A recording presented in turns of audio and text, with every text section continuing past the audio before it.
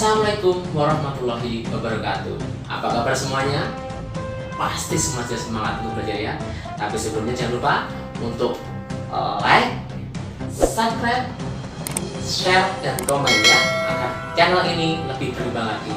Nah, sebelum kita mulai, ada baiknya terlebih dahulu kita untuk berdoa agar pembelajaran hari ini nanti bisa lebih bermanfaat dan lebih berkah bagi semuanya. Ya, baik, kita mulai dulu pembelajaran hari ini. Let's go. Ayo berpendapat, pernahkah kamu memperhatikan hewan yang ada di kebun binatang? Nah, hewan apa yang kamu amati dan bagaimana cara hewan tersebut bergerak? Perhatikan gambar-gambar di samping ya, biar tahu cara hewan tersebut bergerak. Yang pertama, burung, ada kera, buaya, dan bagaimana pula cara manusia tersebut untuk bergerak. Setiap individu tersebut bergerak dengan cara berbeda. Contohnya ada sayap burung, tungkai kera, kaki pada manusia dan juga pada buaya. Ya, perlu diingat ya, hati-hati jangan sampai keliru. Menjelaskan organ gerak pada hewan. Ayo mengamati lagi. Perhatikan alat gerak beberapa hewan berikut ya. Yang pertama yaitu ada ikan. Ikan itu bergerak dengan ekor, sirip punggung, sirip perut, dan juga ada sirip dada ya. Yang kedua yaitu ada buaya. Kalau buaya itu bergerak dengan ekor ya. Ekor, selain ekor ada kaki belakang dan juga kaki depan. Selanjutnya ada burung. Burung itu bergerak dengan sayap. Sayap digunakan oleh burung untuk terbang di udara dengan cara dikepakkan. Yang terakhir ada kera. Kalau kera itu menggunakan tungkai depan berupa seperti lengan dan menggunakan tungkai belakang. Alat gerak hewan dan manusia. Ya, alat gerak terdiri dua macam, yaitu yang pertama alat gerak aktif dan alat gerak pasif. Alat gerak aktif itu contohnya yaitu otot, karena jika aktif yang benar-benar bergerak itu sebenarnya otot ya. Memang otot yang bergerak. Yang kedua adalah alat gerak pasif, yaitu berupa tulang. Kenapa kok tulang? Karena tulang itu hanya sebagai perantara. Kalau tidak ada otot tidak bisa digerakkan. Sebelum kita lebih jauh membahas tentang ide pokok, akan saya jelaskan yang lebih dasar dulu, yaitu tentang susunan sebuah paragraf dari sebuah bacaan ya. Yang pertama adalah huruf. Nah, apa itu huruf? Ada A, B, C, D, dan sampai Z. Nah, itu disebut dengan huruf. Nah, ketika huruf disatukan, ada beberapa huruf digabungkan dan disatukan akan membentuk sebuah namanya kata. Ya, kata. Contohnya apa kata? Bisa rumah, ya, ayah, ya, makan, ya, atau nama hewan dan sebagainya. Itu adalah kata. Sedangkan apabila kata tersebut digabungkan akan membentuk sebuah yang namanya kalimat. Nah, kalimat contohnya apa? Ayah pergi ke kantor, ya. Adik main boneka, ya. Aku bermain dengan teman-temanku, disebut dengan kalimat.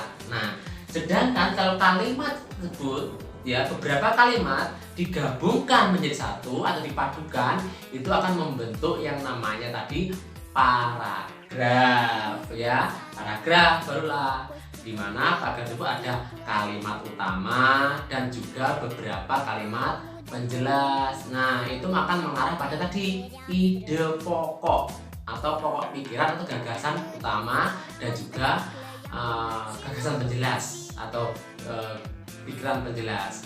Nah, dari beberapa paragraf nanti akan membentuk yang namanya sebuah cerita atau bacaan, ya, cerita atau bacaan.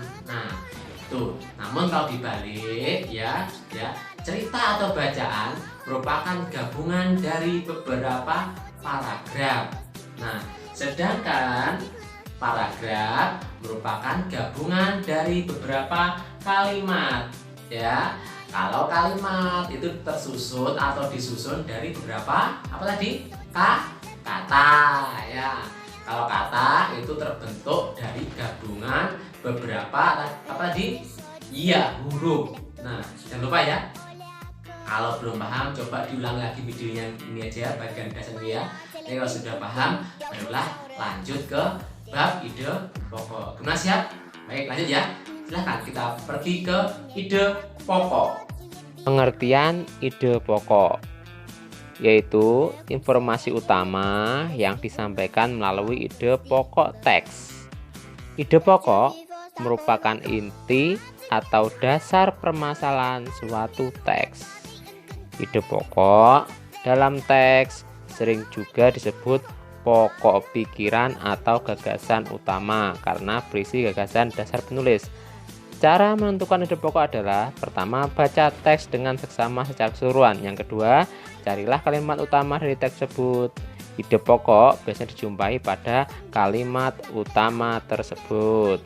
Bacalah teks berikut. Organ gerak manusia dan hewan. Salah satu ciri dari makhluk hidup adalah bergerak. Secara umum, gerak dapat diartikan berpindah tempat atau perubahan posisi sebagian atau seluruh bagian dari tubuh.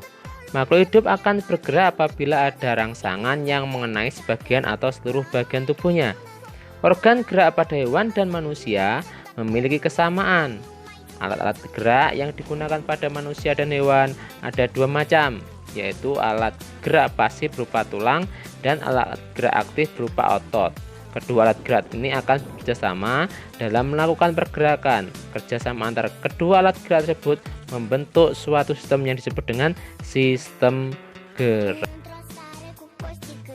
Nah, sekarang kita akan mencari ide pokok pada paragraf pertama. Pada kalimat pertama berbunyi, salah satu ciri dari makhluk hidup adalah bergerak. Nah, kalimat tersebut merupakan kalimat utama. Dengan ide pokok, salah satu ciri dari makhluk hidup adalah bergerak. Sedangkan kalimat setelahnya merupakan kalimat penjelas dan merupakan gagasan penjelas yang berbunyi, secara umum, gerak dapat diartikan berpindah tempat atau perubahan posisi sebagian atau seluruh bagian dari tubuh. Makhluk hidup akan bergerak apabila ada rangsangan yang mengenai sebagian atau seluruh bagian tubuhnya. Begitu ya, jangan sampai salah. Ayo merangkum. Apa yang sudah aku pahami? Nah, pada pembelajaran kali ini kita sudah belajar dua hal. Pertama, kita mengidentifikasi gagasan pokok dan pendukung dalam teks. Dan juga kita sudah mempelajari tentang organ gerak pada hewan dan manusia. Agar kita lebih jelas, maka kalian bisa untuk mencoba mencari apa itu gagasan pokok dan apakah itu gagasan pendukung. Dan juga kalian juga dapat menuliskan contoh organ-organ gerak aktif dan pasif dan contoh organ gerak pada hewan. Baik, sekian dulu pembelajaran kali ini.